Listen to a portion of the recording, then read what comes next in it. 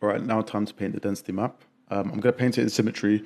So eventually when we do mirror the guides, the other side will be, we'll have the right density as well and the right mask applied. So just using the image planes to draw on where I want the density to be.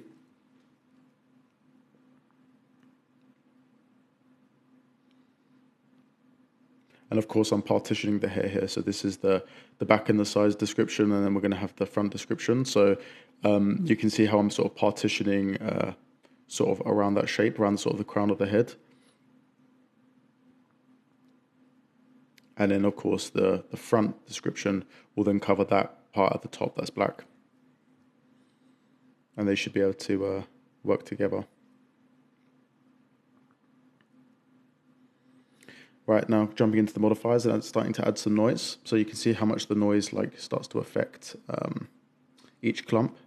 I'm going to add my famous percentage randomization. So just on 55% here of the hairs will have a noise applied. And I'm just sort of experimenting with different values and checking the images again. Trying to get a nice noise effect.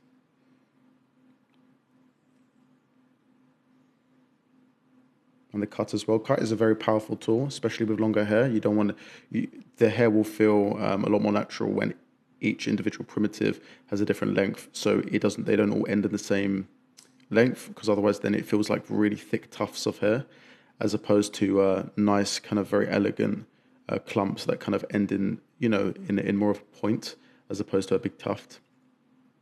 And you can see that in the reference images how the big clumps of hair can end up in a really small tight taper. And so you can really achieve that effect with sort of a higher cut value. Okay, so I'm going to turn off these modifiers for now, and I'm going to just add an extra clump because I want another layer of breakup. And I want to apply like a noise to this clumping modifier, so I can then have a little bit more randomization, a bit more variation in the curvature of each of these clumps as well. So I'm just experimenting with different values here, trying to get as much interest and breakup as I can. So you can see overall the structure of my guides is still there, and yeah, I'm having a lot more complexity just by using these the noise within the clumping modifiers, and just changing the generation value, which is the amount of clumping guides.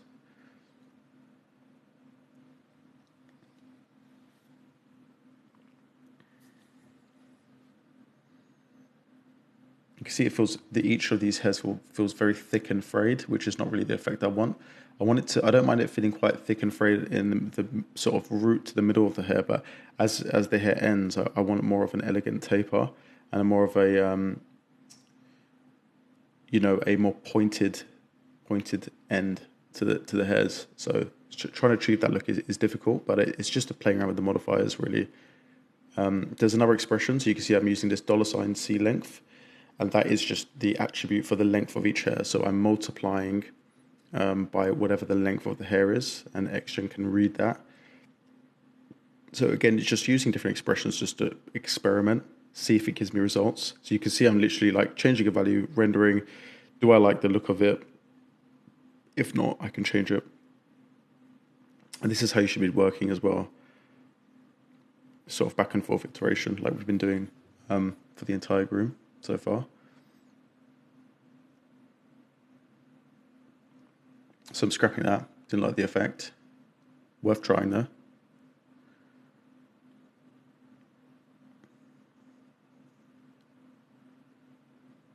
So I'm liking this a little bit more. You can see the ends feel a little bit more tapered and less thick and frayed.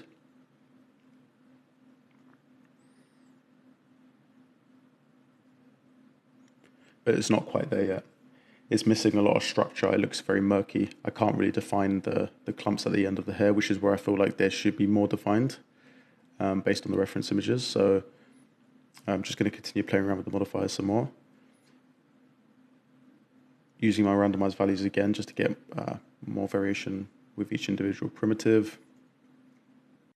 So with the clumping too, I feel like I like the effect overall, but I don't know if I really want it on those back pieces of hair. So I'm just going to paint a map for it and just remove it for the sort of the lower back pieces, just so I can have those only really be clumping by the guides. So clumping one, and then overall everything else will have that extra bit of breakup. I just feel like I wanted those back pieces, the lower back pieces, sorry, I wanted those to have more of a defined curls that I had actually sculpted in the guides, because I really wanted to be able to have those be a bit more visible. As you can see in the reference, there's these nice little curls on his neck.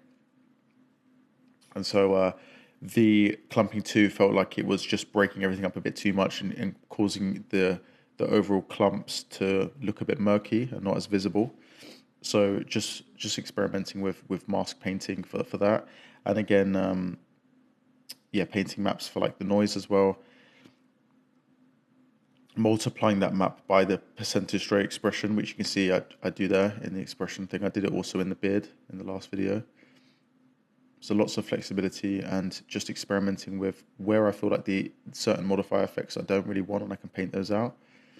But I feel like I'm starting to see a nice clumping, a nice curling effect with some of the clumps. You know, it's creating some volume, creating some interesting structure, and the clumping is visible. You know, so if you look at the reference, it depends on the image you look at really, but while the hair is definitely very noisy, there is really nice like visible curls, and you don't like, it's very much like I was saying with the beard in the last one, you don't want to overdo the noise to the point where all of your work gets basically destroyed. So you've got to spend the time to balance.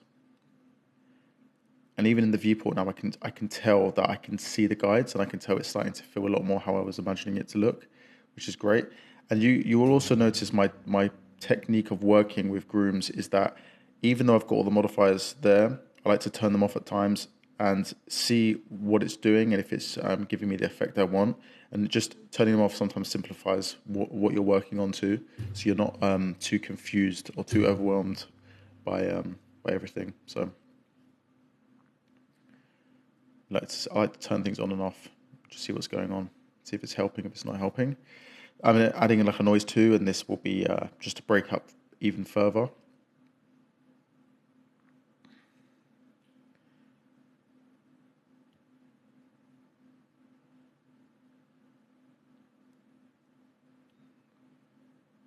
And now I'm starting to see those really nice defined curls at the ends, and that nice bit of tight taper at the ends of the curls as well. So it's very defined, and it's giving a real like refined look. It feels intentional. The groom doesn't feel random, like I've just done some really basic guides and just chucked a modifier on top and expected it to kind of do the job for me. Like it feels like I actually intentionally went and sculpted and refined that groom and positioned everything, and that is what I did do. So, like I said, a good guide work will equal a good groom. So I think now, once I play around a little bit more with the modifiers and experiment a bit more with getting some more of a curling effect with the hair, I want to mirror over now so we can actually kind of get the entire scalp for the sides and the back all covered. And then just fill in the missing guides. That will be in the middle as well, in the center.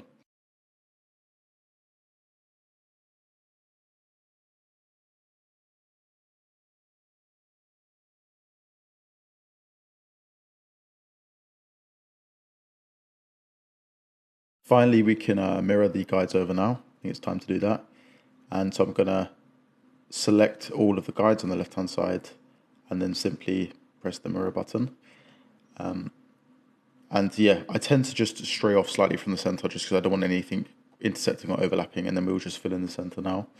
And just play around with the guides a little bit more, and I'll sort of try and work my best in symmetry if I do any changes on one side. Oh, I mean any changes overall, like lengthening guides. I'll just kind of try and select them symmetrically now. And I was painting all my maps symmetrically anyway, so I don't have to worry about that.